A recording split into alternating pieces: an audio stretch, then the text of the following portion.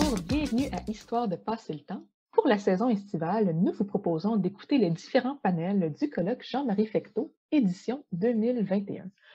On vous rappelle que vous pouvez écouter toutes nos chroniques à Histoire de passer le temps sur Facebook, sur Internet à choc.ca et sur la plupart de vos plateformes de balado-diffusion préférées. Bonjour à toutes et à tous. Bienvenue au panel Mythologie et héroïsme, construction du récit du colloque Jean-Marie Fecteau, édition 2021. Je cède maintenant la parole à M. Richard Matthew Pollard, professeur au département d'histoire de l'UQAM et médiéviste spécialiste notamment en histoire culturelle et religieuse occidentale. Merci pour cette introduction. Alors, nous avons une séance très intéressante qui s'appelle la méthodologie et l'héroïsme, construction de récits. Et effectivement, nous aurions trois intéressantes communications qui nous parlera de la construction d'une identité militaire, la construction de les arrivées royales, quasi militaires dans les villes au XVIe siècle, et puis finalement la construction d'une croisade dans les récits anciens français vers la fin du Moyen Âge. Et j'aimerais introduire pour notre première communication Monsieur Valentin Grand-Claude, qui est un étudiant au doctorat ici parmi nous à l'UQAM, sous la direction de Benjamin Deruel. Et il est également partagé avec l'Université de Rennes, mais on ne va pas insister sur cela. Et il va nous présenter une communication intitulée au miroir de la valeur, le mercenaire suisse ou la construction littéraire d'une figure militaire par la noblesse de France durant la Renaissance, 1465 à 1559. Merci, monsieur Pollard. Donc, effectivement, une communication qui s'intitule « Au miroir de la valeur, le mercenaire suisse ou la construction littéraire d'une figure militaire par la noblesse de France durant la Renaissance », puisque c'est durant cette période de la Renaissance, de la moitié du XVe siècle à la moitié du XVIe siècle, que le mercenaire suisse s'érige en tant que figure militaire, puisqu'il irrigue, on va dire, l'Europe des guerres d'Italie et de la fin du XVe siècle. Et finalement, ce personnage est mis en contact avec l'ensemble des acteurs de cette Europe qui se met en contact pendant cette période. Et une construction stéréotypée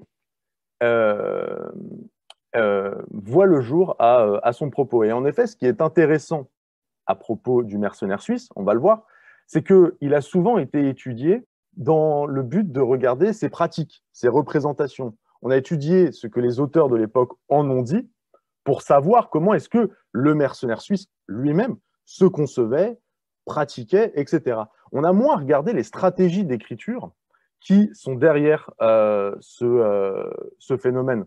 Alors, un petit peu de contexte pour bien mettre en perspective cette mise en contact du mercenaire suisse avec le reste de l'Europe et en particulier avec la noblesse de France qui donc va le dépeindre pendant cette période.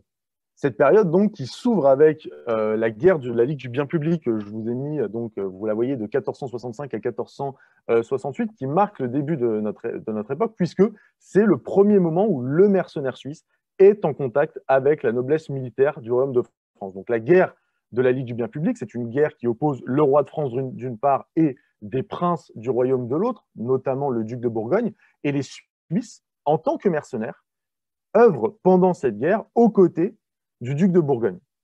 Et c'est à partir de là que leur prestige va s'étendre sur toute l'Europe. En fait, ce prestige, il arrive même assez rapidement à partir des guerres de Bourgogne. Les guerres de Bourgogne, donc, elles ont lieu de 1474 à 1477, et elles mettent aux prises le duc de Bourgogne et les Suisses, les confédérés suisses. Et elles ont un retentissement retentissement énorme, ces guerres d'Italie, puisque les Suisses défont les Bourguignons, notamment à la bataille de Morat en 1476. À partir de ce moment-là, ils acquièrent une réputation de fantassins d'exception dans l'Europe de la fin du Moyen-Âge et du début des guerres d'Italie, et commencent à vendre leurs services militaires également au roi de France, au point que ce dernier en fait son infanterie privilégiée dans le cadre de ces guerres. Puisque la fin du Moyen-Âge et le début de la Renaissance, c'est le moment de ce qu'il est coutume d'appeler la révolution militaire, dans laquelle je ne vais pas rentrer en détail, mais ce qu'il faut comprendre, c'est que l'art de la guerre se transforme en profondeur et que la cavalerie, qui jadis, pendant la fin du Moyen-Âge, était la reine des batailles, notamment dans le Royaume de France, même si elle a bien sûr été mise à mal pendant la guerre de Cent Ans, eh bien, son hégémonie militaire est contestée, notamment par l'infanterie, qui est composée de carrés de piquets qui sont effectivement très efficaces contre la cavalerie.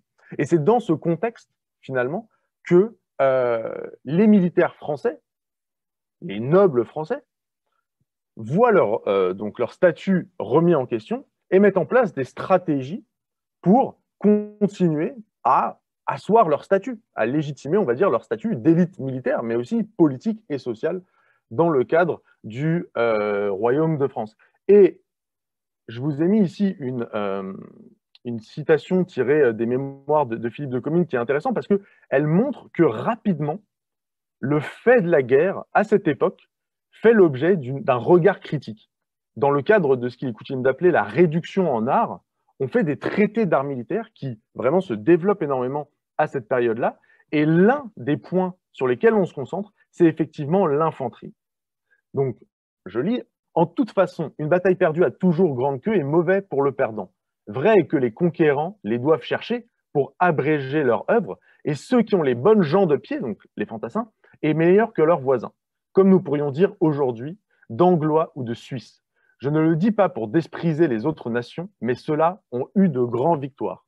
Alors Philippe de Comines, quand il écrit ça, on est à la fin du XVe siècle, mais dans le cadre de ce qu'il récite à ce moment-là, il parle d'une bataille à ce moment-là qui a lieu en 1467. Donc finalement, tout au début de la mise en contact entre les Français, les militaires français et les Suisses. Et ce qui est intéressant, c'est qu'on le voit bien, il hiérarchise les nations.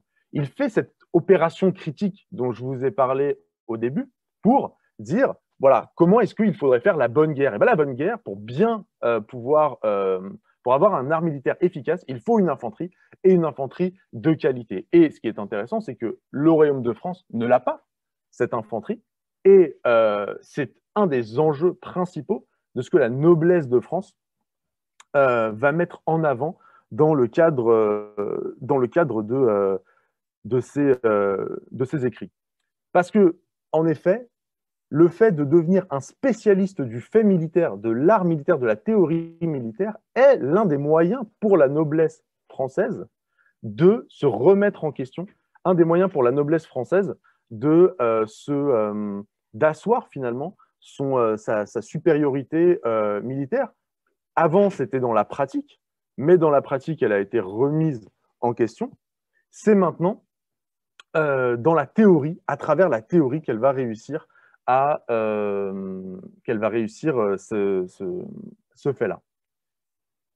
Et en effet, des objectifs se cachent, et donc c'est la question que je vais me poser pendant cette présentation, à savoir quels sont les objectifs politiques et sociaux qui se cachent derrière cette construction littéraire stéréotypée du mercenaire suisse, puisque voilà, c'est la question dont on va se poser, et on va faire, pour cela, on va procéder en 3 temps avec des titres de parties un petit peu nébuleux, puisqu'on va d'abord s'intéresser à en fait, la façon dont les militaires français, mais plus généralement les témoins de l'époque, ont pu lier ces mercenaires suisses avec le modèle d'infanterie par excellence que sont les légions antiques. Et on va voir qu'ils se servent de ce modèle-là pour justifier la mise en place voulue d'une infanterie au sein du Royaume de France, digne de ce nom, puisque si on a recours aux Suisses, c'est parce qu'en fait, on n'a pas accès à une infanterie valable sur le territoire du Royaume de France. Et cette valeur, cette prouesse des Suisses, d'une part, eh bien, elle permet de mettre en perspective une culture partagée entre les Suisses et les militaires français, on le verra, avec un certain nombre de convergences qui sont présentes et qui permettent en fait aux militaires français de valider le Suisse en tant que figure militaire pour mieux s'en rapprocher, pour mieux dire que la valeur des militaires français est proche de la valeur des mercenaires suisses, mais cette valeur militaire, elle se couple avec une différence sociale majeure, et c'est le cadre de la troisième partie, je vais revenir là-dessus avec ce titre un petit peu fantaisiste, l'ours et le cheval, l'ours pour les militaires, pour les mercenaires suisses et le cheval pour la cavalerie française, puisqu'on est en effet face à un ethos militaire fondamentalement différent. Il y a la valeur militaire de ces combattants d'un côté, à mettre en regard les Suisses, les nobles français, la cavalerie française, et puis après, il y a leur ethos social qui, pour le coup, lui, est loin d'être partagé et peut-être même être opposé, et ce qui justifie, à mon sens, et donc ce que je vais vous démontrer pendant cette présentation, le fait que les militaires français ont construit un stéréotype du mercenaire suisse parce que ce dernier servait ses intérêts, lui permettait de se mettre en valeur militairement et en même temps de légitimer sa position sociale. Alors, les mercenaires suisses, ils ont fait l'objet de nombreux commentaires pendant les guerres d'Italie et à partir des années 1494. Et c'est les Italiens qui en ont parlé le mieux. Vous avez ici Nicolas Machiavel et François Guichardin. Donc, Nicolas Machiavel qui donc rappelle que ces corps, les carrés de piquet, ont été nommés légions par les Romains, phalanges par les Grecs, et que chez les Suisses, qui sont les seuls à avoir conservé en quelques nombres de l'ancienne discipline, ils sont appelés d'un nom qui, dans leur langue, revient à celui de battaglione, donc de bataillon. Et Nicolas Machiavel, lui, il a une perspective politique derrière. Il écrit un traité d'art militaire pour que les États italiens puissent s'armer face à la déferlante française des guerres d'Italie. Donc son objectif d'écriture est complètement différent de celui des militaires français. Mais on a déjà cette idée donc d'art militaire, et les Français, on va le voir, les militaires français vont reprendre cette perspective-là. Et en effet, on le verra, c'est un topos qui ensuite va être repris par la noblesse de France. Donc vous avez le côté organisation militaire avec le modèle de l'infanterie, et puis vous avez la question de la vertu des anciens, qui là est reprise, mise en avant par François Guichardin. Cette action fit grand bruit dans l'Europe, et l'on alla jusqu'à soutenir que la hardiesse de l'entreprise, le mépris de la mort, l'extrême valeur des Suisses dans la mêlée et le bonheur de leurs armes étaient bien au-dessus des plus grands efforts de la valeur grecque et romaine. Et cette mention, elle n'est pas anodine, puisque dans le cadre de l'humanisme de la Renaissance, ces figures de la Renaissance sont un modèle pour la noblesse militaire française. C'est un moment où ce modèle-ci se répand, se diffuse. Alors, vous avez donc la question de ces Italiens qui en parlent, et ensuite les Français eux-mêmes reprennent ces mêmes termes. Alors, il ne s'agit pas ici de faire une liste exhaustive, mais par exemple, on trouve chez Jean d'Othon, qui est donc un chroniqueur français sous le règne de Louis XII, la mention que les Suisses sont des pèlerins de Mars, par exemple. Vous avez le général Lapalisse, qui est un général français, qui, lorsqu'il voit les Suisses traverser le Tessin en 1512, les compare à des héros grecs, puisqu'ils sortent torse nu de l'eau avec leur pique sous le coude, et donc cela lui inspire cette réflexion. Et je vous l'ai dit, ce recours à à la comparaison suisse et au regard sur les Suisses, il sert un discours militaire, il sert une réduction en art.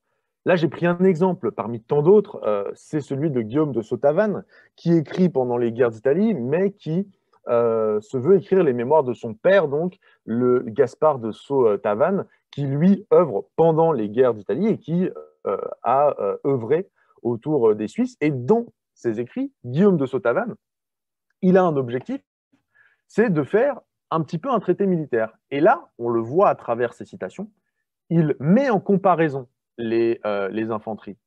Et qui sont les meilleurs pour lui? Eh bien, ce sont les Suisses. Je parierais bien pour la victoire d'un bataillon de piquiers suisses contre un d'Espagnols en armes égales. Au contraire, les Espagnols garnis de mousqueterie, comme ils le savent bien faire, au roi du meilleur. Et de reprendre, le peuple françois a courage et force, ainsi que les Romains, Macédoniens et Suisses.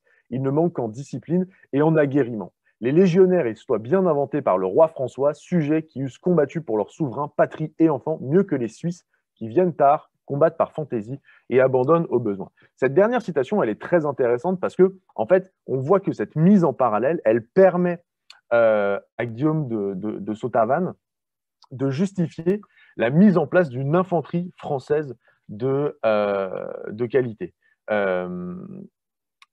Donc, bon, je vais passer, parce qu'on pourrait la commenter pendant encore longtemps, mais je vais passer dessus. Mais pour bien comprendre le but de ces militaires français, nobles français, quand ils parlent des Suisses, à la base, c'est parce que c'est un modèle d'infanterie, et c'est un modèle d'infanterie qui leur parle, puisqu'il est directement relié au modèle antique.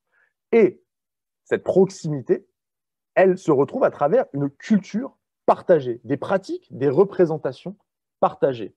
Ces pratiques et ces représentations partagées, c'est d'abord une culture de la vengeance partagée. La Suisse est une société dite ultra-violente. Je reprends ici les propos de Amable Sablon du Corral dans son ouvrage sur Marignan.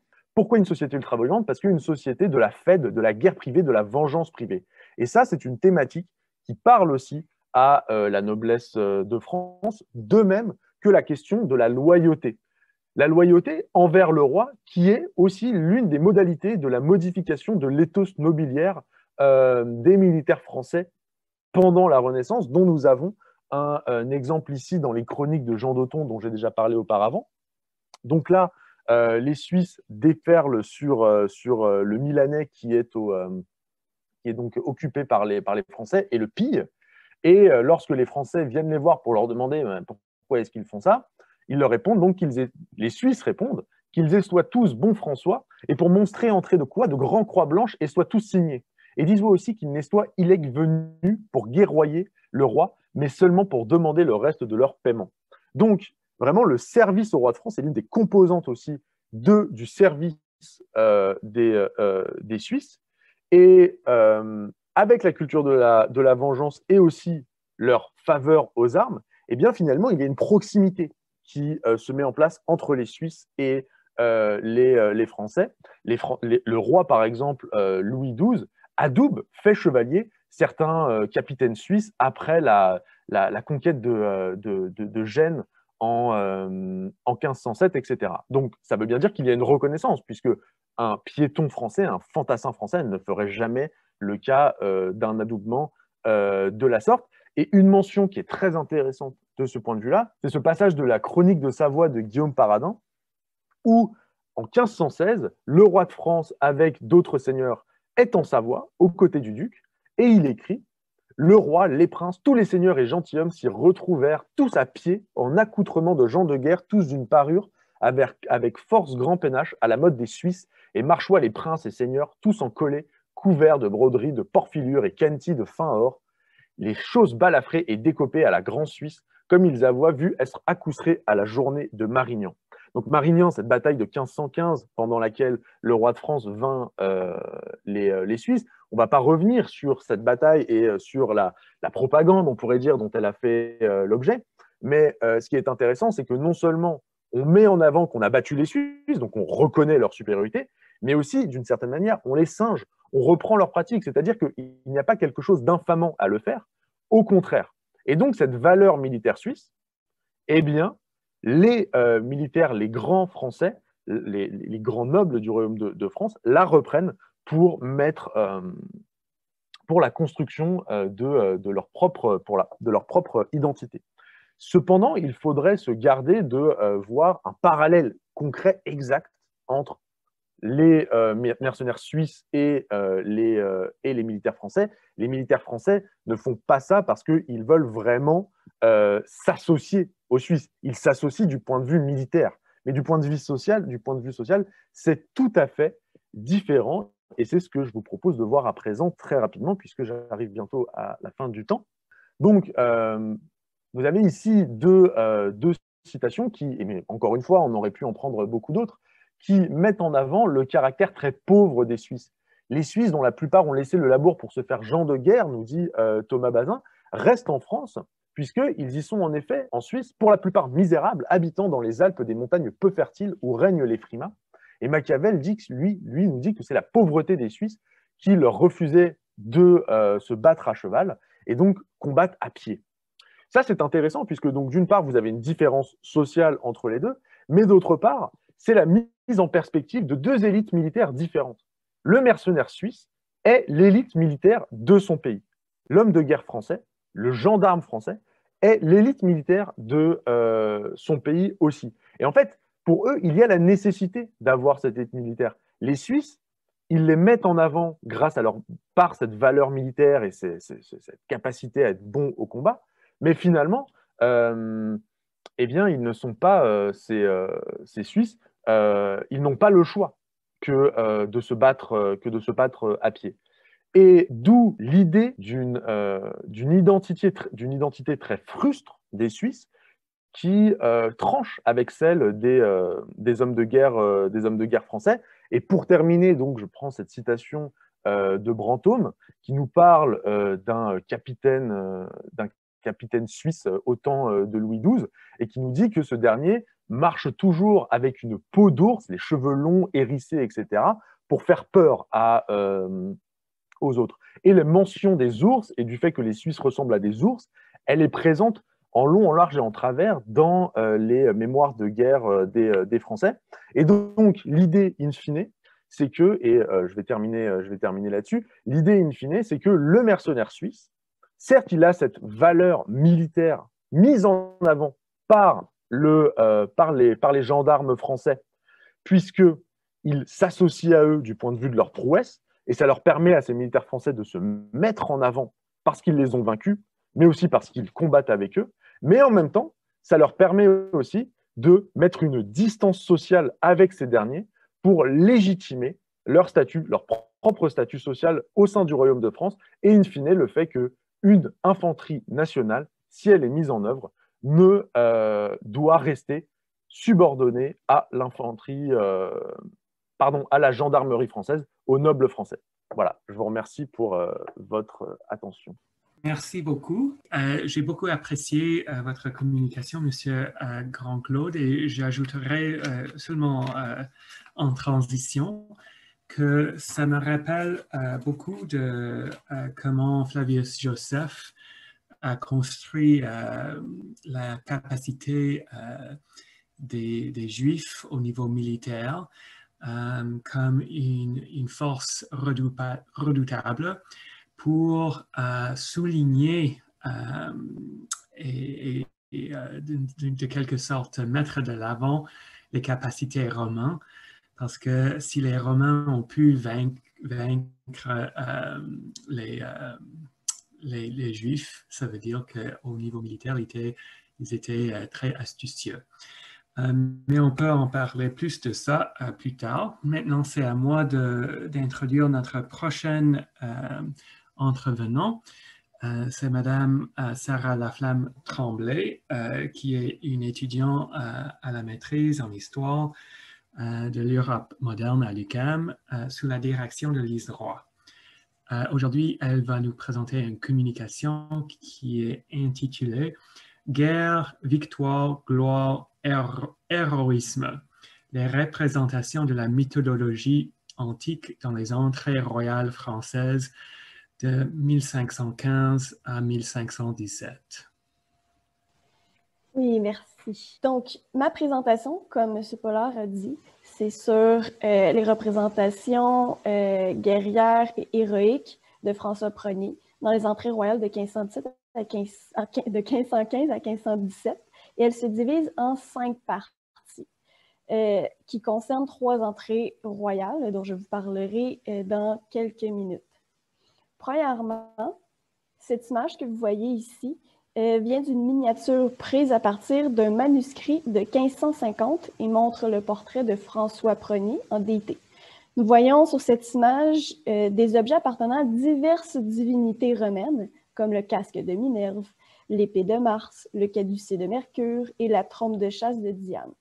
Cette œuvre montre alors une superposition de plusieurs images dans un seul portrait. L'entrée royale, qui est la cérémonie que j'analyse pour cette communication, procède de la même manière lorsqu'elle utilise plusieurs figures mythologiques dans un spectacle présenté au roi. Pour être plus précise, l'entrée royale est une cérémonie monarchique qui sert à renforcer le pouvoir monarchique par une propagande royale. Le roi entre dans une de ces bonnes villes qui l'accueille solennellement et symboliquement. Durant l'entrée, son cortège déambule dans la ville où plusieurs spectacles sont montrés au souverain. Ce sont des mises en scène placées à travers le parcours du roi jusqu'à ce qu'il atteigne l'église la plus importante de la cité. D'une part, ces spectacles sont érigés afin que la ville lui demande l'octroi de privilèges, de franchises, de liberté, et d'autre part, les spectacles sont faits pour glorifier les prouesses, les exploits et les vertus que doit cultiver le monarque dans son bon gouvernement. Un dialogue s'établit entre les sujets et le roi.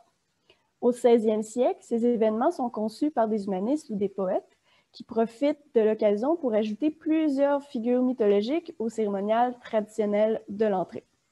Ces figures deviennent des modèles à imiter et leur association au prince sert à le diviniser dans le but de le glorifier.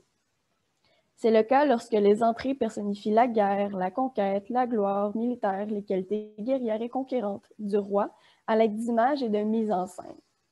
Pour cette communication, je me sers principalement de 4 relations d'entrée, c'est-à-dire récits qui relatent les entrées royales, mais aussi de 3 historiens et historiennes et une historienne de l'art. Je parle du thème de la guerre, l'éducation du prince, la symbolique des figures et l'image idéale du prince. L'historien Richard Cooper explique que des circonstances spécifiques dans la première moitié du 16e siècle ont introduit les thèmes belliqueux et leur iconographie dans les représentations des qualités guerrières, de l'entreprise militaire et de la victoire. C'est d'ailleurs ce que les 3 entrées font. L'analyse que je vous présente aujourd'hui porte sur les entrées de Paris, Lyon et Rouen de 1515 à 1517 parce qu'elle montre la manière dont les humanistes et poètes imaginent le souverain dès le début de son règne. François Ier monte sur le trône le 1er janvier 1515 et veut poursuivre la reconquête du duché de Milan en faisant valoir les droits hérités de son arrière-grand-mère, Valentine Visconti, dont sa famille régnait sur le duché de Milan il y a quelques décennies, ou même quelques siècles. Comme ses prédécesseurs, François Ier a une obsession pour l'Italie et se donne lui-même le titre de duc de Milan dès son avènement. Depuis 1494, sous Charles VIII, les rois de France veulent obtenir la mainmise sur plusieurs territoires italiens comme Milan, Gênes, Naples. Avec Louis XII, par ses droits héréditaires sur le Milanais, ce duché est devenu essentiel. François Ier part donc en Italie à l'été 1515 et revient au royaume l'année suivante, après avoir remporté la bataille de Marignan, près de Milan, ce qui lui a permis de reconquérir justement le Milanais. Il revient honoré par ses exploits militaires et sa conquête italienne. La propagande royale fait voir à la population un roi chevaleresque et puissant, capable de conquérir des territoires et d'affronter les ennemis du royaume et de la chrétienté, ainsi que certains spectacles des entrées le représentent. En ce début 1515, la France est en paix avec plusieurs royaumes. Seuls Milan et les cantons suisses se montrent hostiles, notamment à cause des prétentions françaises sur le Milanais. Après la mort du vieux et malade Louis XII, l'avènement du jeune et beau François Ier crée un souffle de nouveauté dans le royaume. Le 15 février, le nouveau roi fait son entrée à Paris. L'entrée, qui est conçue par le grand rhétoriqueur Pierre Gringard, qui est un metteur en scène et un poète, représente le roi comme celui qui apporte fraîcheur et gloire au royaume. Un des spectacles montre Mars, Minerve et la nouvelle Pandore qui entourent un personnage représentant le roi, assis sur un trône. Mars tient le bâton royal, Minerve le sceptre, tandis que Pandore tient au-dessus de la tête du roi la couronne, en train de le couronner. Comme si le spectacle recrée son récent couronnement entouré de ces trois divinités, à la fois pour célébrer les fonctions royales de François Ier et pour exprimer les bienfaits que le souverain pourra procurer à la population grâce à ses politiques. La représentation de Pandore, selon l'article de Lise Roy, est considérée par certains humanistes, tels qu'Alcia et Rousseau, comme une figure associée à l'espérance et à celle qui a reçu tous les dons et les a apportés à l'humanité, comme le fait François Ier pour son royaume. Cependant, cette interprétation positive reste exceptionnelle à l'époque, qui la voit surtout comme la source des maux de l'humanité. Je ne m'étalerai pas davantage sur ce sujet, car il n'est pas lié aux exploits guerriers du roi. Quant à Mars et Minerve, ils sont présents pour exprimer le pouvoir et l'autorité royale, symbolisés par le bâton et le sceptre dans la mise en scène. Comme Pandore, ils envoient un message d'espoir d'un bon gouvernement par le nouveau roi. Mars est le dieu romain de la guerre, tandis que Minerve, qui est assimilée à la déesse grecque Athéna, déesse de l'intelligence et de la guerre, est chez les Romains davantage utilisée pour les qualités intellectuelles. Ces deux figures sont donc présentes dans l'entrée pour représenter les qualités guerrières et intellectuelles du roi chevalier et prudent, soit deux composantes indispensables qu'un souverain doit posséder pour gouverner, car le roi chevalier possède la force, la puissance et la prudence. Cette dernière, comme capacité intellectuelle, oriente les actions du roi pour le bonheur du peuple. En outre, la présence de Mars aux côtés du souverain reflète sa dimension guerrière, celle qu'il doit posséder pour sa conquête italienne afin de ramener la gloire en France, comme un roi guerrier. De plus, dans l'image du prince idéal, la dimension martiale et la dimension savante sont inséparables car le roi doit être à la fois guerrier et cultivé. Ainsi, les capacités intellectuelles manifestées par la figure de Minerve, la prudence, la sagesse, le savoir, sont importantes dans la politique royale de l'époque. C'est le discernement qui en découle qui permet d'œuvrer pour le bien du royaume et de sa gloire. La présence de Minerve, déesse de la sagesse et des belles lettres, aux côtés du dieu de la guerre, implique aussi l'intellectualisation de la guerre, un facteur essentiel dans le succès militaire, puisque la stratégie et le discernement ont toujours été une part importante pour remporter les batailles. Le 26 juin 1515, François Ier informe son royaume de la campagne militaire et convoque par la suite l'armée royale à Lyon pour juillet 1515 avant de partir vers l'Italie. C'est dans l'esprit de partir en guerre et reprendre le Milanais que l'entrée lyonnaise s'est organisée le 12 juillet 1515. Les concepteurs de l'entrée, soit le poète Jean Richer et l'architecte Jean Yvonnet, ont ajouté au cérémonial traditionnel des motifs antiques pour marquer la victoire anticipée de la campagne militaire. Un spectacle nautique représente le présage du succès militaire en Italie comme une entreprise chevaleresque. Zéphyr, qui, selon les mythes antiques, est la personnification divine du vent d'Occident qui apporte bienfaisance par son souffle, est employé sous cette perspective au spectacle mis en scène sur la Saône. Un personnage incarne le roi sur le navire et un cerf ailé traîne le vaisseau en tant que guide du navire, sur lequel est assise la personne de Guy Loyal, qui représente le connétable Charles de Bourbon, le responsable de l'armée. La simple présence du cerf divin aide à comprendre le spectacle car il représente le bon présage de l'entreprise de François Ier à la conquête du Milanais usurpé. En accompagnant le chef de l'avant-garde de l'armée, soit le connétable, le cerf ailé le conduirait à travers les Alpes et vers le succès militaire, car la stratégie de l'armée était de créer la surprise en franchissant ces montagnes pour arriver en Italie sans se faire voir, pour ainsi remporter la guerre. Tout comme le cerf, Zéphyr, au sommet du mât, en train de souffler la voile du navire, mène aussi le navire vers le succès en chassant les nuages et favorisant le temps. Le texte de la relation d'entrée précise même que Zéphyr, par son doux souffle, figure l'ange de Dieu placé pour voir les imminents périls qui empêcheraient l'entreprise du roi et pour guider le navire vers la victoire militaire et la prospérité. Ainsi, cette figure contribue au renforcement du pouvoir monarchique, puisqu'il indique que c'est par l'intervention et la volonté de Dieu que François Ier réussira dans son bon droit à reconquérir le Milanais. Un bon exemple de légitimation de la guerre et de justification de la politique royale. À un autre spectacle, lors de la même entrée, Hercule chevaleresque montre la puissance guerrière du roi afin de justifier la conquête du duché de Milan et préfigurer le succès, selon l'historienne Lise Roy, car la figure de cet Hercule chevalier était utilisée pour symboliser la guerre, la victoire et la paix jusque dans les entrées de 1517, puisqu'à partir de 1520, il se transforme pour être utilisé autrement. La popularité en Occident de ce personnage est entre autres due au fait qu'il apparaît comme un héros sans peur, avec une force prodigieuse, accomplissant des prouesses presque impossibles, comme l'attestent les 12 travaux d'Hercule.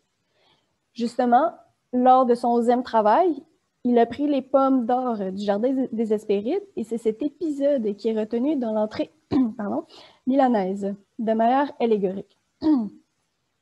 On voit Hercule nommé noble champion, qui prend ces pommes du Jardin des Hespérides, représentant le duché de Milan, afin de symboliser le roi qui libère ce qui avait été usurpé au nom de la justice royale. C'est une figure du prince idéal combattant une juste guerre qui est symbolisée dans cette mise en scène. En effet, la propagande royale clame que le duché est usurpé par Maximilien Sforza, alors que le roi ne réclame que son héritage et surtout celle de sa femme Claude, la fille de Louis XII, tous les deux descendants des anciens ducs de Milan. Alors que l'image des 9 preux, Jules César, Hector, Alexandre le Grand, Arthur, Charlemagne, Godefroy de Bouillon, Judas Maccabée, David de Josué, incarne dans l'imagerie médiévale la force et l'idéal chevaleresque, Hercule possède ce rôle dans le répertoire antique, ce qui divinise le roi dans le but de le glorifier. C'est de cette façon qu'il a été associé au roi. Les actions d'Hercule sont au cœur de cette mise en scène afin de figurer la cause juste du roi, c'est-à-dire réclamer le Milanais pour le libérer des usurpateurs. Puisque la mise en scène montre cette figure mythologique en puissant chevalier par les motifs de la guerre et de la victoire militaire, cela manifeste ainsi un François vaillant et fort.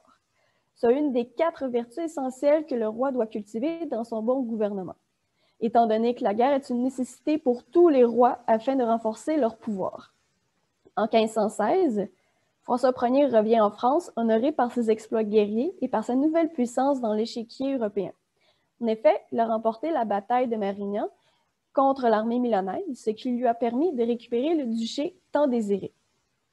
L'année suivante, en 1517, François Ier fait son entrée à Rouen, faite par un concepteur inconnu, où Hercule est à nouveau utilisé, tandis qu'Atlas, Jupiter et Persée font leur apparition pour représenter les exploits guerriers du roi. Dans un des spectacles, la gigantomachie est mise en scène. Des géants entassent des montagnes afin de détrôner Jupiter. Cependant, celui-ci les combat en les foudroyant. Les géants finissent par tomber. À cette vue, les dieux Mars, Neptune, Vulcain, Mercure et Janus, en admiration, font la révérence à Jupiter, comme s'il voulait exprimer qu'il était le très grand roi au-dessus de tous les autres, comme l'explique un écrit du spectacle. Il est aussi noté dans la relation que les géants représentent les Turcs, tandis que Jupiter, le puissant dieu des dieux, représente François Ier. On peut alors conclure que les autres dieux représentent les princes qui se soumettent en admiration devant le monarque français. Jupiter représente ainsi la puissance royale, soit une des plus grandes qualités qu'un roi doit posséder. Il faut tout de même ajouter que l'Empire ottoman s'accroisse entre 1520 et 1512 et 1520 sous le règne de Sélim Ier. Celui-ci réussit à annexer, entre autres, l'Égypte, la Syrie, la Palestine et certaines régions des Balkans à son empire. Il devient un des plus puissants de l'Europe et du Proche-Orient. L'expansion vers l'Occident représente donc une sérieuse menace pour l'unité de la Respublica Christiana, c'est-à-dire l'Europe. Le pape Léon X octroie pour 2 ans, 1517-1518, à François Ier la possibilité de mener l'armée chrétienne en croisade pour assurer la paix en tant que chef de l'armée chrétienne. Il incarne la paix garantie à l'Europe par l'éventuelle guerre contre l'Empire ottoman. Ce spectacle fait alors allusion à la croisade contre les Turcs infidèles, que la relation d'entrée identifie aux géants. Cette citation que vous voyez ici est une inscription du spectacle qui compare le roi à Jupiter, le dieu des dieux, et exprime bien le fait que François est le roi qui assure la défense de son royaume contre ceux qui le menacent. Lorsque Jupiter foudroie les géants, nous pouvons voir François Ier en tant que protecteur de l'unité européenne et française qui combat les Turcs menaçant cette paix. Ce spectacle montre justement François Ier comme un chef de file de la chrétienté, autre le pape bien sûr, tout désigné pour commander l'armée contre les Turcs dans la possible croisade. Cette représentation de la gigantomachie célèbre de cette façon le triomphe militaire et élève le roi de France comme le plus puissant des princes d'Occident, ce que laisse croire la propagande royale de l'époque, puisque Jupiter manifeste la puissance royale et son action de libérateur. Dans un autre spectacle, les qualités guerrières du roi lors de la campagne d'Italie sont représentées par Hercule et Atlas, en train de soutenir le ciel. L'arrivée du roi devant la scène, les deux figures font une révérence et le ciel s'ouvre pour laisser apparaître une salamandre, l'emblème du roi, qui se met à combattre un taureau et un ours, des emblèmes de canton suisse, puis prend possession de la ville représentée, c'est-à-dire Milan. Étant donné que le roi a combattu l'armée milanaise composée de mercenaires suisses, on comprend que ce spectacle fait allusion à la bataille de Marignan. De plus, l'auteur inconnu de la relation d'entrée précise que ce spectacle montre le prodige et le miracle que font Hercule et Atlas en soutenant le ciel, ce qui explique les exploits prodigieux de François Ier en tant que nouvel Hercule, comme le souligne Anne-Marie Lecoq. Ainsi, la présence des deux divinités montre que cette bataille est l'œuvre de grande force et de prudence, dont les gestes et victoires sont dignes d'être connus comme celles d'Hercule et d'Atlas, c'est-à-dire connus dans la postérité et célébrés dans le monde comme des exploits remportés grâce aux prouesses du roi en tant que chef de guerre. Enfin, un autre spectacle de l'entrée rouennaise manifeste le renouveau et le bienfait que le nouveau roi de France, François Ier, procure au royaume pour le salut de la population. Deux mondes sont présentés sur scène, l'un argenté et clos, l'autre comprenant une tour sur laquelle Minerve est assise. On le nomme monde d'Athènes. Un enfant représentant le roi descend du ciel avec des rayons, symbolisant les trois grâces, ce qui permet d'illuminer le monde clos. Celui-ci devient doré ou laisse apparaître Saturne, symbolisant le renouveau, afin de représenter les siècles d'or, c'est-à-dire le temps de paix et de tranquillité, comme l'explique le texte de l'entrée. Cela manifeste alors le bon gouvernement du roi agissant pour le bonheur de son peuple. Arrivé jusqu'à Minerve, celle-ci donne à l'enfant l'écu de prudence. Sur un tableau du monde d'Athènes, il est mentionné que Persée, par sa qualité de prudence, incarnée par l'écu, représente la noblesse de François Ier, soit le modèle idéal d'honneur.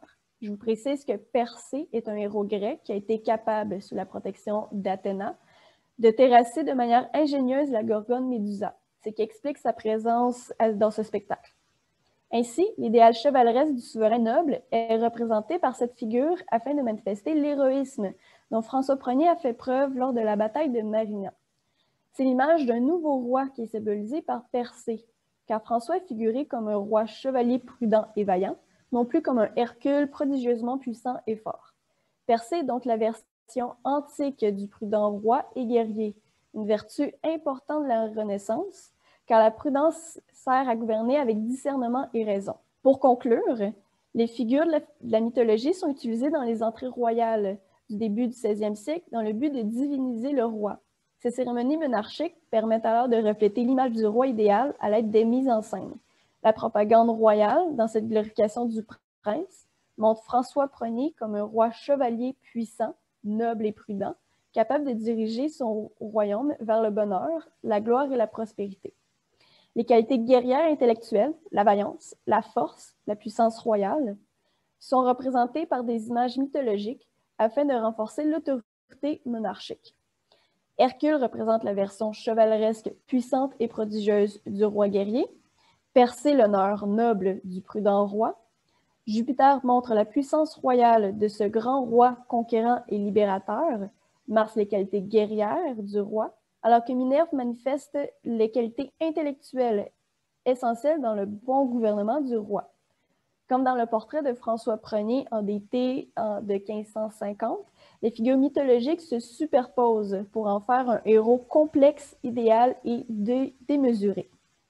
Je vous remercie de m'avoir écouté. Alors, merci à Madame Laflamme Tremblay pour une exposition très claire et à la fois très claire et intéressante, qui me rappelle du fait que les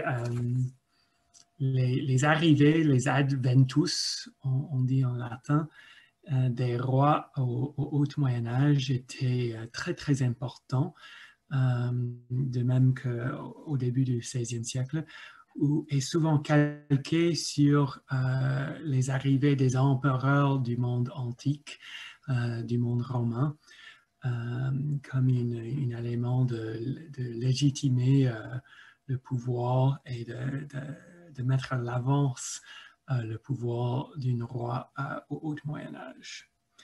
Mais ce n'est pas le temps d'y discuter, c'est le temps pour moi d'introduire notre dernier intervenant, la dernière communication qui sera faite par Elliot Boulat, une étudiante au doctorat en histoire sous la direction ici de Pirosh Kanaji. Et il nous parlera de l'expérience à l'expertise. Hethum de Korikos, un Arménien au secours de la chrétienté. J'aimerais profiter donc de ce panel du colloque Jean-Marie Fecteau pour aborder un aspect intéressant de la construction du récit, c'est-à-dire l'aspect des inspirations du récit, de la place qui occupe l'expérience en ce qui concerne la validité qu'on accorde aux faits et aux connaissances qui sont exposés. En effet, la construction des connaissances médiévales fait une place particulière à l'expérience. Et avant d'aller plus loin, il convient du coup de définir ce que j'entends ici par expérience. On pourrait définir l'expérience comme une accumulation de connaissances et d'épisodes de vie, ainsi que de pratiques qui fondent une légitimité de la parole sur un sujet donné. L'expérience a un rapport complexe avec la connaissance à l'époque médiévale, notamment à la période qui nous intéresse aujourd'hui, c'est-à-dire la jonction du XIIIe et du XIVe siècle. La révolution scolastique qui est en marche et les bouleversements nés des contacts autour de la Méditerranée questionnent le statut de la connaissance et de sa constitution. Le rapport à ce qu'on appelle les auctoritates, les autorités, les auteurs antiques, qui sont la source pendant des siècles des connaissances théoriques et parfois factuelles, sont modifiés par le simple fait que des missionnaires, des marchands, sont souvent rendus en Orient et ont vécu et interagi avec les populations qui y vivent. C'est là que Hethum de Korikos, dit Heiton, devient intéressant, car c'est un moine arménien, mais qui fait aussi partie de la famille royale de l'Arménie-Cilicie. Il a été également connétable, il a combattu aux côtés des Mongols contre le sultanat mamelouk, et c'est donc cette accumulation, cette vie extrêmement diverse qui va nous intéresser, car nous allons voir comment l'expérience d'Hethum de Korikos construit sa légitimité et son expertise concernant la question d'Orient et la croisade, et comment cela se concrétise aux yeux des Occidentaux dans la flore des histoires de la Terre d'Orient, son œuvre principale, la réception de cette dernière et sa transmission. Alors, voici le plan que suivra la communication, donc plan assez classique, à 3 parties, mais tout simplement parce que c'est une bonne articulation, car si on veut comprendre une expertise, il faut déjà comprendre dans quel monde celle-ci se déploie. Donc un monde, je l'ai dit, qui change et qu'il faut comprendre pour pouvoir y agir et peut-être se l'approprier. C'est là que la flore des histoires de la Terre d'Orient et Hethum de Korikos prennent leur place, car ils apportent un regard neuf à la papauté, puis par la suite à ceux qui s'approprieront l'œuvre d'Hethum de Korikos, ce qui permettra en fait tout simplement d'accumuler des connaissances et de réviser son jugement. Et enfin, on verra dans un troisième temps comment celle-ci, donc la flore des histoires de la Terre d'Orient, est appliquée, se diffuse et réappropriée, comment cette expérience construit, entre autres, un statut d'expert. Alors, tout cela prend place dans un contexte assez particulier qui est celui de la chute des États latins d'Orient. Il faut savoir qu'en 1291, Saint Jean d'Acre chute et marque la fin du coup de la présence latine, on appelait là-bas les Francs, en Orient, notamment plus précisément dans le Proche-Orient actuel. Au même moment, quasiment, une décennie après environ, la papauté va quitter Rome pour rejoindre Avignon et mettre en place une nouvelle cour. Et à cette cour de la papauté d'Avignon, on va le voir un peu plus avant, il y a une immense activité autour de ce qu'on va appeler les croisades tardives, c'est-à-dire des projets de croisades dont l'immense majorité ne seront pas mis en acte, mais qui vont essayer de prévoir, parfois de manière extrêmement précise, des moyens, des plans pour retourner au Proche-Orient et récupérer officiellement Jérusalem, mais on va voir que c'est un peu plus compliqué, que d'autres objectifs extrêmement concrets se mettent en place, notamment les objectifs autour du sultanat mamelouk, qui est encore à cette époque la puissance la plus importante au Proche-Orient. Tout cela se structure autour du royaume d'Arménie-Cilicie, dont est issu Itoum de Korikos. Et Itoum de Korikos, on va le voir, a un statut aussi particulier, parce que dans sa famille, il y a une grande tradition d'occidentalophilie, notamment au niveau de la pratique religieuse, mais aussi des rapports diplomatiques et économiques.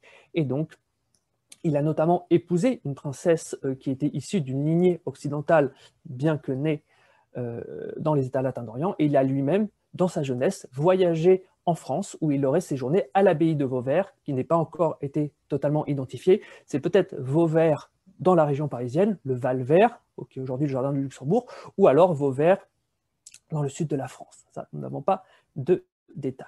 Donc, un monde qui change et qu'il faut comprendre, l'Arménie-Cilicie au tournant du XIVe siècle. Voici un petit plan du royaume d'Arménie-Cilicie pour bien comprendre les acteurs en présence.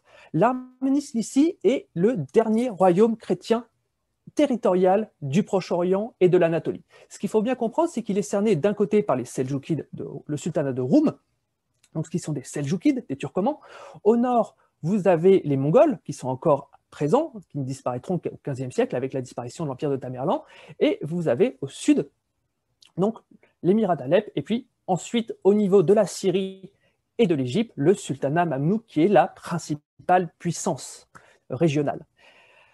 L'Arménie-Cilicie est donc un seul point stable dans un Proche-Orient en pleine recomposition. Les connaissances extraites des siècles précédents de la présence des États latins d'Orient deviennent à ce moment-là caduques. Il faut donc trouver un moyen de reconnaître à nouveau les équilibres géopolitiques, les différentes forces en présence, leur histoire, leur disposition, pour pouvoir peut-être mettre en place ces expéditions, ces croisades tardives que j'ai évoquées, afin tout simplement de pouvoir récupérer Jérusalem et toutes les régions perdues. Dans ce plan, la famille la dynastie des Étoumides, la dynastie qui règne sur ce royaume d'Arménie-Cilicie, est extrêmement importante pour plusieurs raisons. Déjà, pour Étoum Ier, qui est l'oncle donc d'Étoum de Korikos, qui est le premier roi chrétien à avoir fait une ambassade auprès d'un khan mongol, le khan, parmi les membres de la famille dirigeante mongole. Il rencontre donc un Ilkhan qui s'appelle Oulagou, qui est le frère de Kubilai, mais qui fait partie vraiment des têtes régnantes de l'Empire mongol. Et il va laisser des écrits de ses ambassades qu'il va transmettre à ses descendants, que ce soit ses neveux ou ses enfants, et donc il y a une énorme place de la dynastie étoumide, en fait, en ce qui concerne le rapport avec les Mongols, qui à l'époque sont vus comme une force d'appoint non négligeable, une alliance potentielle pour pouvoir tout simplement combattre les Mamelouks. D'ailleurs, cette ambassade avait aussi marqué en partie les Mongols, parce que quelques décennies après, il y aura l'envoi d'une délégation en Europe, dirigée par Rabban Bar Shoma, qui est un moine ouïghour qui, venu de Chine, s'était installé au Proche-Orient et en lien avec les Ilkhan, avait fait une ambassade à Constantinople, à Rome, à Paris et en Aquitaine pour essayer de convaincre Philippe le Bel et Édouard Ier de monter une croisade en alliance avec les Mongols pour combattre le sultanat mamelouk. Cependant, cela n'a jamais eu lieu, mais c'est une idée qui est restée et qui donc est reprise à cette époque par les Occidentaux et par les Arméniens pour essayer de mettre en place ce projet. C'est donc un acteur central de la région, mais c'est un acteur qui est en pleine tourmente, tout simplement parce que, vous voyez, au règne d'Étoum II, qui est le cousin direct d'Étoum de Korikos, il y a un souci, c'est un règne extrêmement haché, parce qu'il y a une tourmente politique. Étoum sera obligé de s'exiler car il a fomenté un coup d'État lorsqu'il était connétable contre son cousin, et son cousin lui-même se fera moine franciscain à plusieurs reprises, il sera rappelé sur le trône, redeviendra moine, sera à nouveau rappelé Bref, c'est une dynastie, certes, qui est importante, mais une dynastie qui n'est pas assez stable pour structurer autour d'elle, autour de son roi, un mouvement militaire pour cette reconquête qui est envisagée. De l'autre côté, on a tout simplement la papauté d'Avignon. Le pape Clément V quitte Rome en 1305 et va s'installer en Avignon où il va créer une nouvelle administration. Vous voyez donc, d'ailleurs, sur cette enluminure tirée d'un des manuscrits d'Etum de Coricos, Etum de Coricos remettant son œuvre à Clément V, car il faut savoir que cette cour pontificale est un carrefour culturel, il y a énormément d'ambassades qui sont brassées, et elle est à la recherche aussi d'experts pour tout simplement mettre en place ces croisades. J'ai choisi d'étudier Etum de Coricos, car envoyé en ambassade par Amaury de Chypre, auprès duquel il s'était réfugié, il va se voir demander par le pape Clément V un projet de croisade qu'il va augmenter et qui donnera in fine la flore des histoires de la Terre d'Orient, qui contient donc le projet de croisade, mais également des indications géographiques, des indications qu'on pourrait qualifier aujourd'hui d'ethnographiques, et des indications historiques sur les différentes forces en présence. C'est un projet commun donc, entre Orient et Occident qui se met en place, et la cour d'Avignon mobilisera ses propres experts. On peut en citer deux. Marino Sanudo, un marchand vénitien qui lui-même a commercé avant la chute de Saint-Jean d'Acre en Orient et donc connaît la situation géopolitique, et Paulin de Venise, un franciscain qui ne s'est pas rendu en Orient, mais qui, par la masse de connaissances amassées par les missions franciscaines, est expert à la cour, c'est même lui qui sera chargé de vérifier la validité du projet de Marino Sanudo. Et ce qui est intéressant, c'est que Marino Sanudo et Paulin de Venise vont récupérer des extraits d'Etum de Coricos pour agrandir leur propre somme historique. Mais on en parlera un tout petit peu plus tard. Donc, pourquoi Etum de Coricos est-il important? Pourquoi son expertise va être choisie? Déjà, Etum de Coricos, c'est une vie qui est assez complexe, je vous ai dit. Bon, je vous ai fait un petit florilège des différents noms sur lesquels il apparaît dans la littérature de l'époque, ce qui le rend parfois un peu difficile à traquer dans les catalogues de bibliothèques. Vous voyez, une quinzaine d'orthographes différentes en latin, en français, et parfois même en anglais et en catalan, ce qui rend les choses un peu compliquées. Membre de la dynastie Etumide, et surtout, ce qui va nous intéresser, chroniqueur, connétable et moine prémontré. Il a une carrière politique et militaire avant sa carrière de moine. Il devient moine très tard, il a déjà eu une vie avant ça. Il rentre dans l'ordre des prémontrés de Chypre en 1305, 1304-1305. Or, vous voyez, il est né aux alentours de 1240. Avant, il a voyagé, je vous ai dit, il est intéressé par la vie monastique, il s'est rendu à Vauvert, mais il est également militaire. En 1298-99, il va faire la paix avec son cousin Etum II, et ensemble, ils vont chevaucher auprès de Hasan Khan, un membre de la dynastie des Régentes des Silran de la Horde d'Or, dans sa grande campagne militaire de 1299 contre le sultanat mamelouk. Et c'est de cette biographie que vient une partie de cette expertise, son expérience personnelle auprès des Mongols, en ayant chevauché avec eux dans son armée, et le fait qu'il se soit lui-même rendu en Syrie et en Égypte montre vraiment l'importance de cette expérience qu'on peut mettre en contrepoint avec celle de Marino Sanudo. Je vous dis, Marino Sanudo, lui, est marchand. Il connaît les circuits commerciaux, et donc lui, son principal argument pour mettre en place cette croisade, pour affaiblir les Mamelouks, c'est un blocus économique autour du port d'Alexandrie pour empêcher tout simplement la principale manne financière du sultanat mamelouk, et donc l'affaiblir pendant une année avant de commencer l'expédition militaire. La flore de l'histoire de la Terre d'Orient donc, est un peu la synthèse de cette expérience de vie de Etum de Coricos. Et ce qui est intéressant, c'est que c'est une œuvre très singulière qui est rarement étudiée de nos jours, et donc il est intéressant de s'y pencher pour voir en quoi elle est justement représentative, entre guillemets, de cette époque, mais aussi de voir le destin qu'elle a eu. C'est une œuvre qui a été commandée en 1305, remise en 1307, et qui a été dictée en français à Poitiers par Etum de Coricos à un certain Nicolas Faucon, qui va la traduire en latin dans la foulée, et ce qui va permettre une grande diffusion extrêmement rapide. C'est une structure particulière, 4 livres, une description de 14 pays de la Chine à l'Arménie, une histoire des dynasties musulmanes, une histoire des Mongols, et enfin le projet de croisade qui contient des conceptions pratiques sur l'organisation de la campagne, des éléments ethnographiques sur la manière de combattre des Mongols, des Mamelouks, etc., etc. On a donc un corpus extrêmement intéressant et extrêmement varié. Et cette expertise, elle se voit à l'intérieur de ces textes et elle est même justifiée au sein de l'œuvre d'Etum de Korikos. Je vous ai mis un petit extrait ici du livre 3 où Etum va expliquer d'où il tient en fait ses connaissances. Je vous en ai mis donc une version française, une version latine et de la deuxième version française qui est retraduite à partir de la version latine en 1351 par Jean Lelong.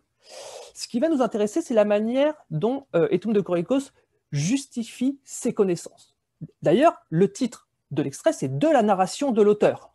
Il prend le temps d'un chapitre, de plusieurs paragraphes, pour justifier d'où lui viennent ses connaissances. Encore, lieu qui est compilé 16 livres, de qui se tient en la tierce partie, 7-8, celle-ci, je le sais en 3 manières. Il le sait d'après ce qu'on lui a raconté auprès des Mongols. Ça, c'est carte du commencement de Genghis Khan qui fut le premier empereur des Tartares, jusqu'à Mango Khan, qui fut le 4e empereur. Lieu compte tout ainsi les histoires des Tartares de Vise. Il a été en contact avec les Mongols et donc il a récupéré une partie de leur tradition orale. La deuxième partie, il le sait, je vous l'ai dit, par son oncle, le roi Etum d'Arménie, qui, et ça c'est intéressant, de bonne mémoire, lequel à voix présent à grande diligence le racontoit à ses enfants et à ses neveux, et les noms fait fort mettre en écrit et en remembrance. Il y a eu une volonté de transmission de la part d'Etum Ier envers sa dynastie, envers ses descendants, envers sa famille, pour tout simplement transmettre ses connaissances des Mongols, de leurs pratiques, de leur histoire, de la guerre. Et pour la troisième partie, je parle comme celui qui fut présent en personne et de ce qui est vu, puis porter témoignage et garantie de la vue. Je parle en témoin présent lors des événements, je peux attester de la vérité de ce que j'ai vu. Il y a vraiment ce poids de l'expérience, justement, personnelle. Ici, vous avez donc les versions en latin et la deuxième version française qui sont juste mis en regard. On s'intéressera au problème de traduction un tout petit peu plus tard pour un autre élément. Donc, on a une expérience personnelle qui est transformée en expertise, qui est justifiée par un vécu, mais aussi du coup par sa possibilité de transmettre, d'éduquer, et qui est aussi une concrétion des expériences des Mongols et des expériences de sa dynastie. Et donc cette expertise, elle intéresse. Et ce qui permet de voir ces deux choses, c'est déjà la diffusion pour l'époque médiévale assez gigantesque du texte. Je vous rappelle, c'est un texte qui est écrit au début du XIVe siècle, et on a 57 manuscrits identifiés, il en reste peut-être d'autres, entre le XIVe et le XVe siècle, ce qui est une très très grosse diffusion.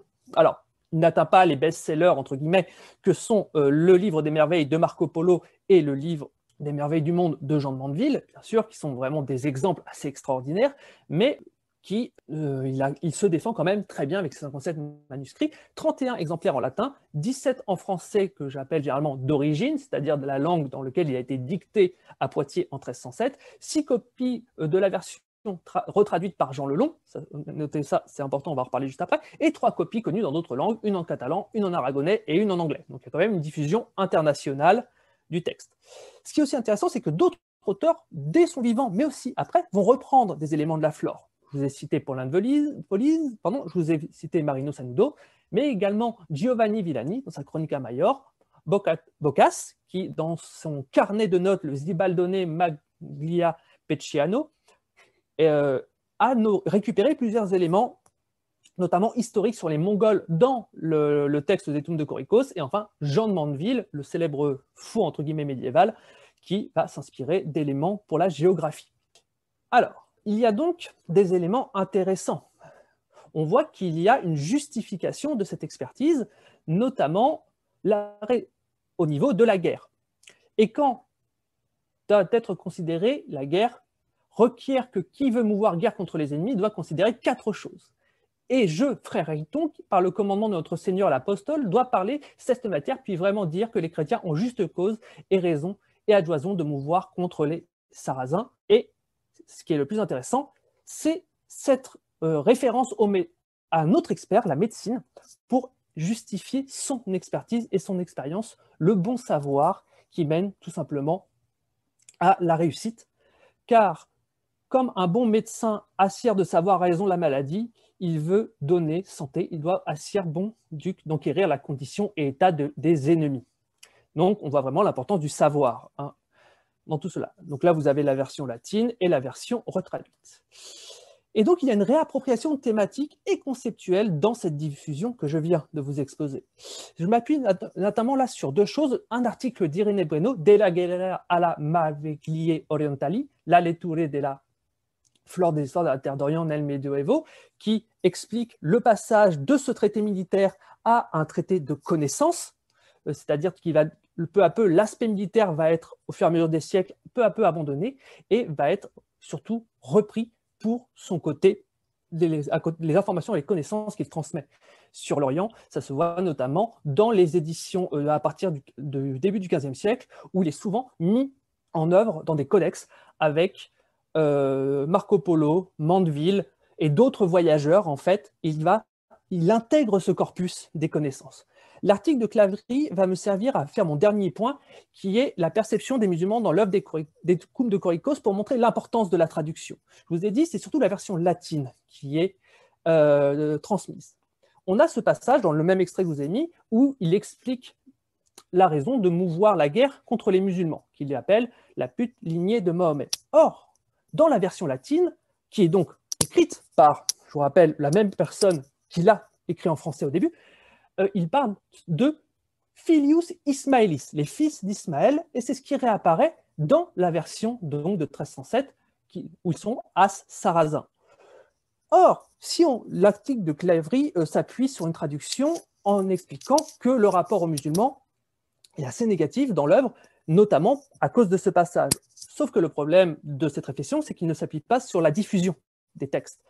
La version la plus diffusée parle seulement de Filius Ismaelis, c'est-à-dire des fils d'Ismaël, ce qui n'est pas un élément négatif. Par contre, ce qui est intéressant de voir, c'est que malgré le fait que dans le BNF 2810, qui est la version la plus connue des Tomes de Coricos, qui a été fait pour le duc de Bourgogne, Jean sans peur, on a la traduction des Tomes de Coricos de 1300, on a l'original de 1307, mais on a des textes, les autres textes autour sont des textes de Jean Lelon, qui est donc la deuxième traduction française. Il est intéressant de voir qu'avec les deux traductions disponibles, c'est la première qui a été retenue par celui qui a fait le codex, ce qui peut indiquer l'importance de la thématique de la croisade et donc de l'opposition aux musulmans à la cour de Bourgogne, qui à cette époque a subi la défaite de Nicopolis et essaye de devenir la nouvelle tête de pont de la croisade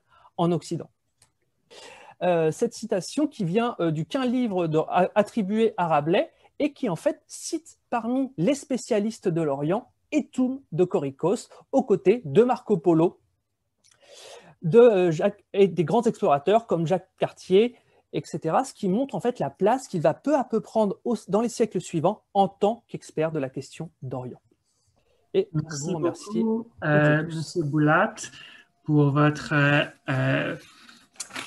exposition très claire, très détaillée, qui nous a apporté un peu au-delà de la France et un peu plus tôt dans l'histoire. Je veux ouvrir maintenant la séance aux questions. Alors, je vais prendre une question de Monsieur Vaillancourt, qui est pour la première communication. Question pour Valentin. Y a-t-il une réelle différence entre les mercenaires suisses et les Lansquenets qui viennent tous les deux du Saint-Empire romain germanique? Alors oui, il y a des grosses différences. Déjà, dire que les deux viennent du Saint-Empire romain germanique, c'est un peu... Il faudrait préciser parce qu'effectivement, les ligues de Haute-Allemagne, donc ce qui va donner la Confédération suisse, est à la base affiliée au Saint-Empire romain germanique, mais à partir de la guerre de 1499, alors je ne sais plus exactement son nom, elle s'en désolidarise, même si effectivement il y a encore en droit des lois qui s'appliquent. Mais déjà d'un point de vue politique, l'organisation est complètement différente parce que les lansquenets sont des troupes de guerre privées levées donc, par des entrepreneurs de guerre privés sur le plat pays du Saint-Empire romain germanique, alors que les contingents suisses sont levés directement par les autorités cantonales qui ensuite organisent au quotidien leur déploiement par des capitaines, etc. Donc, pour le dire autrement, dans leur organisation, en fait, les Suisses, il y a un contrat qui est passé auprès des autorités cantonales. À partir de 1516, les Suisses sont théoriquement obligés de servir uniquement auprès du roi de France. Et à ce moment-là, lorsqu'ils sont engagés, ils vont se battre et puis ensuite ils rentrent chez eux. Ils rentrent dans les cantons, etc. Où d'ailleurs, leurs camarades d'armes sont leurs voisins. Tandis que les lansquenets, eux, eh bien, ils restent une force militaire, mercenaire, beaucoup moins ancrée sur un territoire spécifique. Et ensuite, ces deux forces mercenaires, en fait, elles sont véritablement rivales. Les Suisses et les lansquenets se détestent. Lorsqu'ils sont tous les deux sur un champ de bataille, leur seul but, c'est vraiment d'écraser l'autre. Et au-delà de ça, donc, dans leur identité, dans ce qu'ils vont mettre en avant, on est sur des facteurs, on est sur des choses complètement différentes. Les Suisses, déjà, c'est des catholiques. Les lansquenets, c'est quasiment tous, c'est des protestants. C'est aussi une des raisons de leur affrontement. Les Suisses ont un accoutrement particulier, les lansquenets en ont un autre. Il y a des similitudes dans leur manière de combattre, c'est-à-dire qu'on dit que c'est des gens qui sont plus faits pour se battre sur le plat pays et moins pour se battre lors des sièges, etc. Mais effectivement, ils ont un profil similaire. Ils sont engagés pour remplir plus ou moins les mêmes fonctions dans les armées. Mais ensuite, pour ce qui est de leur identité politique et de leur organisation militaire et sociale, on est sur des modèles complètement différents. Parfait, merci beaucoup. Je vais passer maintenant à une question pour Sarah, qui vient également de M. Vaillancourt. Et c'est la suivante. Les représentations de François le Premier changent-elles durant son règne? Par exemple, après la bataille de Pavie en 1525, qui est une défaite importante pour le roi et son royaume. Premièrement, je vais justement parler pour les entrées royales, qui est en fait mon sujet de mémoire, mais surtout des entrées royales qui ont pris des figures mythologiques. Il faut savoir que les entrées sont utilisées pour renforcer le pouvoir de l'autorité monarchique. Par exemple, les cérémonies vont disparaître sous le règne de Louis XIV, le fameux roi soleil de la monarchie absolue, parce qu'il n'y a plus besoin de renforcer son pouvoir. Donc, bien sûr que les représentations ne seront pas là pour diminuer le roi. Donc, il n'y aura pas de représentation qui va montrer le roi défaitiste et qui a été défait en Pavie pour l'instant, du moins, dans les entrées royales, en fait. On sait que dans les années 20, c'est la guerre, le roi est emprisonné. Lorsqu'il est libéré, il est toujours en conflit avec Charles Quint. Donc, c'est pas le temps pour avoir des entrées royales. Ça va arriver dans les années 1530, après la paix des Dames, donc le traité de Cambrai, et avec le grand tour du royaume pour présenter notamment la nouvelle reine Éléonore et les princes François et Henri qui ont été libérés. Donc, c'est vraiment une fête. C'est wouhou, c'est fun, c'est libéré, renouveau, la reine a emmené la paix, le roi a emmené la paix, parce que c'est lui qui a signé la paix des dames, même si on sait que c'était plus Louise de Savoie. Donc, mais bien sûr que la bataille de Pavie, c'est une grande défaite qui a fait mal à la France et surtout au roi. Mais le pouvoir va vouloir redorer son image. Donc, dans les années 30, c'est une importante décennie pour les entrées parce qu'il y a des changements qui sont apportés au cérémonial. Maintenant, elle est plus triomphante, elle est plus grandiose, etc. Il y a beaucoup plus, l'humanisme est encore plus présent au contraire du début du siècle qui était vraiment des idées humanistes qui arrivent, mais encore ancrées dans les idées chrétiennes. Donc là, c'est le contraste, vraiment l'humanisme encore plus. Mais que les idées chrétiennes restent toujours, mais sont moins présentes. Bien sûr, il existe pas seulement les représentations guerrières héroïques, il y a des représentations de la sagesse, protection des arts et des lettres, comme avec François Ier, admettons, à Caen, dans les années 1530. Il y a aussi des représentations de la protection, la prospérité, du renouveau, des grâces, etc. Il y a eu quelques changements. Par exemple, Hercule, que j'ai parlé, qui était un Hercule chevalier, donc la force, la guerre, etc. Il est devenu un Hercule gaulois, qui représente maintenant l'éloquence, alors qualité privilégiée par les humanistes. Et l'éloquence, c'est, on pourrait dire, une qualité civilisatrice qui est importante à montrer pour le roi. Il y a aussi, par exemple, Minerve, qui a quand même la même représentation pour la sagesse, mais les qualités guerrières, mais c'est sûr que les représentations vont un peu changer en même temps, bien que son rôle reste semblable. J'espère que j'ai répondu aux questions. Donc. Merci, Madame Laflamme Tremblay. Je vais maintenant, si nous avons le temps, passer à une dernière question pour Elliot. OK, rapidement, la question vient de Julie Desjardins et c'est la suivante. Si j'ai bien compris ce que tu as dit en début de présentation, le texte en français a été diffusé en masse à partir du moment où il a été traduit en latin. Le latin était donc plus accessible que le français? Alors, oui et non. Réponse d'historien classique. En fait, il a été traduit en latin en même temps qu'il a été dicté en français. La personne à qui il a été dicté l'a traduit vraiment dans la foulée en latin. La version française de 1307 et latine sont contemporaines. Il y a une deuxième version française en 1351. Le latin est historiquement plus accessible que le français parce que c'est la langue des élites cultivées médiévales et donc forcément, vous pouvez plus facilement diffuser un livre en latin sur quasiment toute la chrétienté occidentale, voire même vous pouvez pousser jusqu'à Constantinople et au Moyen-Orient à l'époque des États latins d'Orient. Le français, par contre, à partir du XIIIe siècle, il y a une révolution un peu qui se met en place au niveau linguistique, c'est qu'il devient une langue de plus en plus répandue.